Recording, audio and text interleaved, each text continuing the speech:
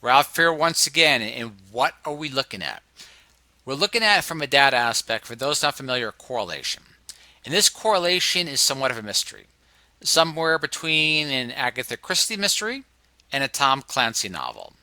What we're looking at is the total test results, and of course right here is 20 million, and cumulative death. Now what makes this really interesting besides the strong correlation is you have a high percentage of these total test results are negatives, and of course you have your positives. So this is cumulative tests, both negative and positive. And this is for the state of California. This correlation, remember, if a correlation is at 1, that's a perfect relationship. Makes it very easy to predict the future outcomes. But you know what our correlation here is in California between total test results and cumulative mortality? 0.98. We'll just say that for simplicity. Here's a data frame right here from the beginning to the end, or most recent, again November 28th right now, 0.98. And note the kicker, California is not even the strongest correlation between total test results and mortality. I would have never expected a 0.98 anywhere in reference to that. The only stronger correlation, primary stronger correlation we really have as a predictor of overall mortality probably is the positivity rate. This is too small probably to read on the computer even though we're 4K. And for those not familiar, this is what's called a pair plot. Pair plot is how you look for relationships in data and so on and so forth, which leaves me with the side note tonight is going to be mainly geared towards data analysts, biostatisticians, epidemiologists, so on and so forth, mathematicians, you name it. But please follow along. It's still try to make it as enjoyable as possible. But also too, as a side note, as far as information, now keep in mind this data is from COVID tracking. As far as information is concerned, the only data reference that we really have is in reference to lockdowns. This is important. I want to go back to the correlations in a second because I'm going to show you the states which are actually stronger, as well as my hypothesis as to why that correlation between testing and morbidity is so incredibly bizarre. But here we go. COVID-19 second wave in Myanmar caused a dramatic increase in poverty. And this is important because you have to recognize from an aspect is how far are global leaders willing to go in order to basically stomp out COVID-19 or flatten the curve, whatever you want to call it. And obviously right here, you can have a blowback situation. And those will know exactly what's going to occur as far as the rise of disease and malnutrition, especially since the strongest correlation between COVID-19 and mortality is nutrition. But here we go. What they call it is social protection. And I'm going to read you one quote. Of our 16% of our respondents were poor in January this year before COVID crisis hit, which, again, their definition of poor is far different than here in the United States. But now 62% are poor.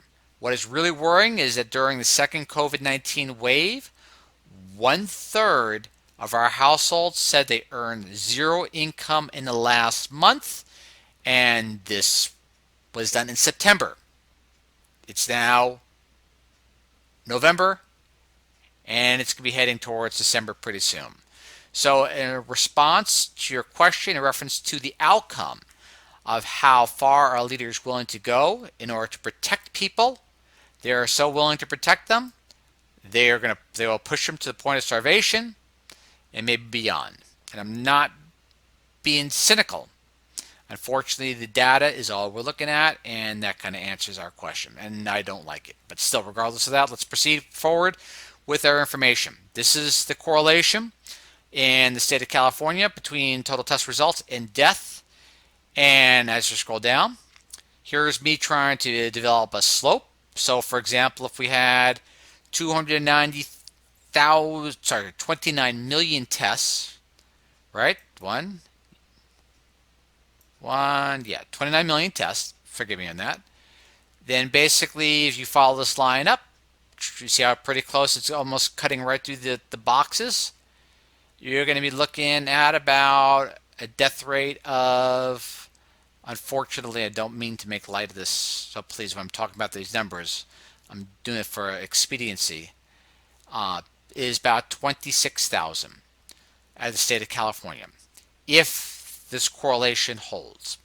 Now, let us proceed. This is our positive correlation to total death, and that's going to be the only one that's a little stronger. See how it follows the line? Positive to the correlation to death, which doesn't really say much in reference to hospital treatment, because you should have less of a correlation as time moves forward. All right, but here we are. There's our data frame.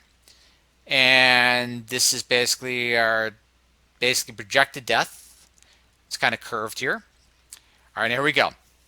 This is a little technical, but I'm going to go through this real fast. This is our what's called of least squares regression results. R squared, we're looking at a 0.969 for those that were not happy with correlation. There is our OLS regression results in reference to what we're looking at right there, total test results. There's our p-values and everything else that are warnings because something must be off, as they believe. Then basically positive increase to death, R squared. Is that amazing or what? You would think you would have a higher R squared in reference to positive increases in cumulative death. But that's, wow. All right, and then we go to positive overall. This is cumulative, not increase, cumulative in death. And there's our 0.98. It's about pretty close to the correlation on the OLS, but it's directly right on correlation with basically just the COR method for those that want to know. And there we are. Now we're going to go to the states. Here we are, me messing around, doodling. What I'm doing right here, I'm merging data frames between the populations. That's going to be important because COVID tracking doesn't give you the populations. The cool thing about OID over COVID tracking is the fact is our world in data does do the population. So you know the cases per million, tests per thousand. And there's a reason that's important too, because it gives you a really good indicator of is the positive test resulting in a higher positive rate. All right, so basically here's our data frame, data frame, data frame. Look at this. You ready for this? For those that are still with me, a few minutes later on is now November 29th at 12 a.m. There's our correlations. All right. Try to keep in mind this is a little bit big. Let's see if I can make this a little smaller. Hang on. Please forgive me. Let's see. Let's make this 15. Let's see what comes up here. All right. There we now we got our numbers. All right. Alabama, Oregon, Oklahoma, North Carolina, Where was California? Right here. California is right here.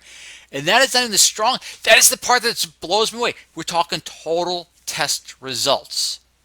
Total test results being the strongest indicator of cumulative death rate. All right. Again, that's befuddling. So there we are right there. And what we're going to do is we're going to look at a few of the top states as correlation wise, and reference to total death, total tests, and basically the cumulative death. And we're going to look at California, and where is New York? Right there. Still, that's amazing correlations. It should be somewhere around New Jersey's level. Not even New Jersey, it should be right around here. So my hypothesis, for those which are wondering what my hypothesis is to why, this is Alabama. Just to give you an idea.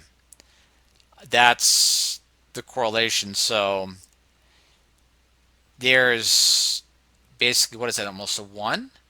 You want to check it out? Let's just see real fast. So if we go Alabama, let's see. We have some time tonight, right? I hope so. Total test results, and we do correlation, just for interest, just for fun. And again, not to belittle it, we're talking numerically. And say deaths. What are we going to